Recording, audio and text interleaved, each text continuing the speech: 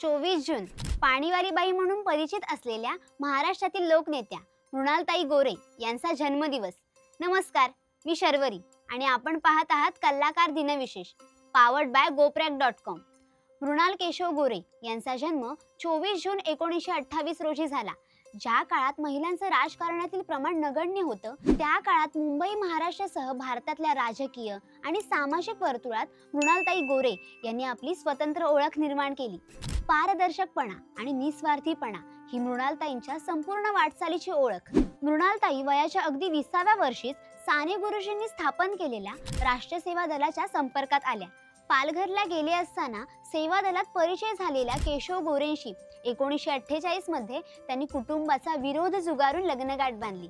MBBSचं शिक्षण घेत असताना देखील त्या सेवा दलात काम करत होत्या। खूप शिकावं, परदेशी जावं अशी त्यांच्या घरच्यांची इच्छा होती, पण मात्र त्यांनी शिक्षण सोडलं आणि आपलं जीवन समाजकार्यासाठी वाहून दिलं। गोरेगावच्या टोपीवाला बंगल्यातून त्यांनी आपल्या राजकारणाला सुरुवात केली। सेवा दलाचे काम करत असतानाच निर्मला पेंडसे यांनी स्थापन केलेल्या गोरेगाव महिला मंडळाच्या कामात मृणालताई गोरे सक्रिय झाल्या। पण निर्मला पेंडसे या मंडळातून बाहेर पडल्या। मग संपूर्ण जबाबदारी मृणालताईंकडे आली। गोरेगाव महिला मंडळाच्या आधीपासूनच सुरू असलेल्या ग्रंथालय, शिवण क्लास, भजनी मंडळ, खाद्यपदार्थ स्पर्धा यांचा वापर करत अनेक महिलांना त्यांनी एकत्र आणलं। याच महिलांच्या पाठिंब्यामुळे 1953 साली गोरेगावच्या ग्रामपंचायतीत त्या जिंकून आल्या। पतीच्या निधनानंतर त्यांनी 5 डिसेंबर 1958 रोजी केशव गोरे स्मारक ट्रस्ट स्थापन केलं। मृणालताई गोरे यांच्या नेतृत्वाखाली मुंबईत लाटणे मोर्चा निघाला होता। लाटणे मोर्चा म्हणजे जीवनावश्यक वस्तूंची टंचाई आणि महागाई यांचा सर्वाधिक सामना करणाऱ्या स्त्रियांनी 1972 मध्ये महाराष्ट्रात आपली संघटित ताकद दाखवून दिली। ऐन दिवाळीत तेल, तूप, साखर, रवा, मैदा या वस्तू मिळत नव्हत्या। रॉकेल महाग झाले होते। त्यामुळे मृणालताईंच्या नेतृत्वाखाली महिलांनी एकत्र येऊन हातात लाटणे घेतले आणि मोर्चे काढले। या आंदोलनाला यश मिळाले आणि महिलांच्या सामूहिक शक्तीचा आविष्कार जनतेला समजला। गोरेगाव महिला मंडळाच्या अंतर्गत मृणालताईंनी कुटुंब नियोजन केंद्र सुरू केलं। हे देशातलं पहिलं कुटुंब नियोजन केंद्र होतं। मृणालताई गोरे या महाराष्ट्र विधानसभेच्या विरोधी पक्षनेत्या सुद्धा होत्या। मुंबई उत्तर लोकसभा मतदारसंघातून त्या 6व्या लोकसभेत निवडून आल्या होत्या।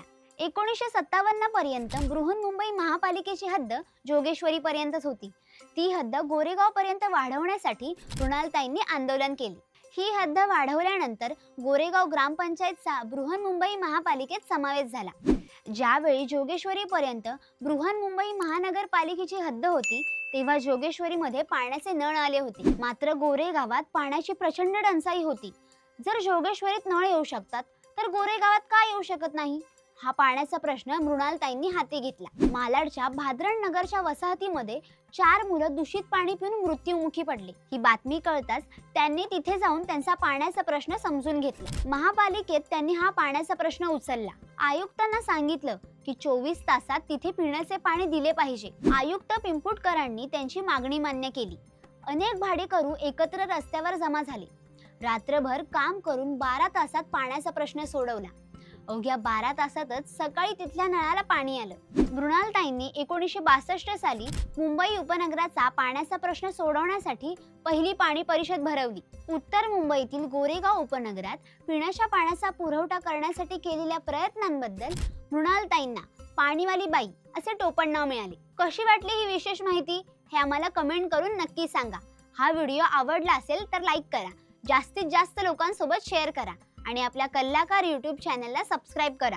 इंस्टाग्राम, फेसबुक पेजला फॉलो करा। कलाकार दिनविशेषच्या पुढच्या भागात आपण जाणून घेणार आहोत भारतीय क्रिकेट विश्वातल्या एका ऐतिहासिक घटनेबद्दल। त्यामुळे आवर्जून बघा कलाकार दिनविशेष पावर्ड बाय goprag.com।